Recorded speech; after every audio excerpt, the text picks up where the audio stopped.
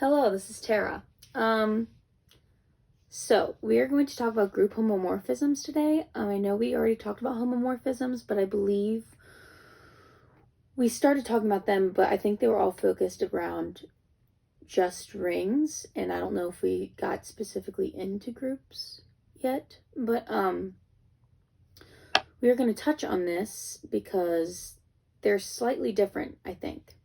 So, and it builds into what I really want to talk about. So, a group homomorphism is a map from one group to another such that the group operation is preserved.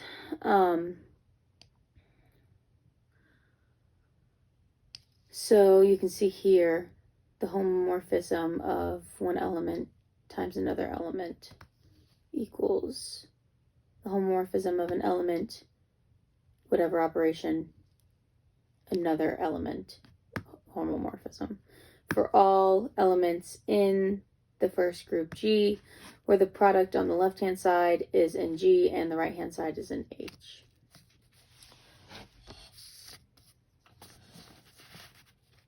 In group homomorphisms, identities map to identities and inverses map to inverses. So this is like the really important part that I need. That's why we're talking about group homomorphisms. Because I don't believe that this is necessarily true in ring homomorphisms. Okay, so we want to show to ourselves that identities map to identities to begin with. Choose any x that is an element in G such that x is not equal to the identity element in G. We can write this as x times the identity element in G equals x because, obviously. Applying the homomorphism, you have the homomorphism of the left side and the right side. From the properties of homomorphisms, we know that we can write this as, we can separate that out, that multiplication, and take the homomorphism of the two different terms here. And we know that f of x is an element of H because homomorphism of an element in the first group is going to give us an element in the second group. Duh. We can call it y. So y times the homomorphism of the identity element equals y. Since H is a group, we know that y has an inverse. So take the multiply the inverse to both sides. It gives us the homomorphism of the identity element is equal to, if you can see here, this is just going to be the identity element of H, since we have that y times the inverse of y. Thus, group homomorphisms send identity elements to identity elements. Identity element, identity element. So next, we want to show that, now that we showed identities, we want to show that inverses are mapped to inverses. So let's suppose that homomorphism of x, where x is an element of G, equals y, where y is an element of H. So we have x times x inverse. We know that equals the identity element in G because, inverses in groups. Applying the homomorphism to both sides, we get this, and we know that we can break that up into this. So we have the homomorphism of the identity element in G. We just proved that that is equal to the identity element in H. So we have the left side times that identity element. We know that f of x, as we stated before, is, look right up here, is y. So we can change that to y. And then, as we know, we can multiply the inverse of y to both sides. And that will just become 1. So we have the homomorphism of the inverse of x is equal to, since that's multiplied by 1, that's allowed to be just the inverse of y. So, yet again, the homomorphisms send inverses to inverses. Check mark. All right, next. So this is what we kind of wanted to get to. This is what I wanted to get to today. So suppose that the homomorphism mapping G to H is not 1-to-1. Then we have multiple elements in G that map to one element in H. Because if it was 1-to-1, then each one would map to a different element. But there are going to be multiple elements in G that map to one element in H. So we know that the homomorphisms of multiple elements, as we see here, will give us the same element in H. That's just showing that. And over here, let's say we multiply the inverse of that element, the homomorphism of the inverse, to both sides. Then on the right side here, we will, what actually is this? Hold on.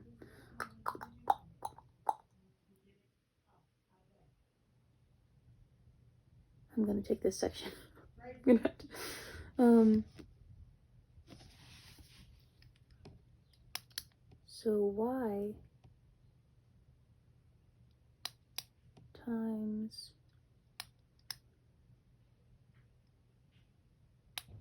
okay.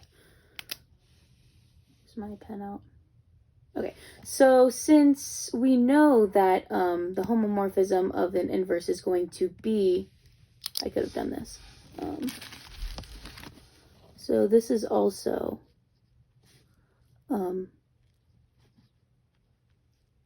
because we know, we stated previously that f of, so I just skipped that step, but it's fine. So we also have y times y inverse y times y inverse, which gives us these identity elements down here. That's where this went to this. And we can just throw these together because of the operations of a homomorphism. And so we've proven that you can have different elements that are going to map to the identity element in H. So I wrote down here, thus there are multiple elements in G that map to the identity element in H, which I just said. So this can be shown as those elements that are going to map to the identity element in H can be shown as the kernel. This is what the KER stands for. Kernel of F, which is phi, whatever you want to call it, the homomorphism function, is going to be the set of all of the elements in G that are going to map to be the identity element in H. So that's what the kernel is. And just like side notes, if F is not 1-to-1, then the kernel of F has more than one element. The kernel of F is never empty, since we know that the homomorphism of the identity is going to be the identity in the second group. Therefore, if the kernel of a function is only the set of the identity element, then F is 1-to-1. So I wanted to get just at least just one example here, so that, I mean, it's pretty self-explanatory, but here is a group homomorphism. I just did this, so I hope this is right. So I switched up my G's. It doesn't really matter, but I wanted my G to be this one. So I have my G as the set of 1, -1i, and -i under multiplication, and H is the integers under addition, where the function is taking H and mapping it to G. And the homomorphism is actually taking an element of H and mapping it so that the element in G is I to the power of H. So like, you know, the integers. So like 2 would be I squared, which would be -1, which you can see is in that set. Since f of h equals I of h, this is just like a little ensuring that it is a homomorphism. And f of h of 1 equals I of h1, that's not supposed to say hi, where h of 1 and h are in big H. I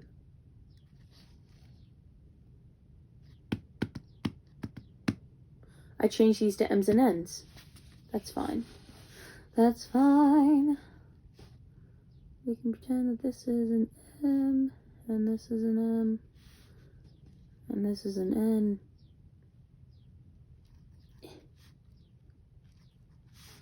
Where m and n are in H. I don't know why I do that all the time. So, the homomorphism of m plus n, since we are under addition in the beginning, is equal to I to the power of m plus n. And that can be written also as I to the m times I to the n, which is equal to the homomorphism of m times the homomorphism of n. And what would the kernel be of that? What do we know about the powers of I? I to the 1 is I to the 2 is -1, I to the 3 is I to the 4 is 1, and so on. So we know that 4, 8, 12, 16, all those multiples of 4 are going to be in the kernel, because those are the elements in our first group that are going to map to be the identity element of the second group. My only question about this is one I have yet to answer. So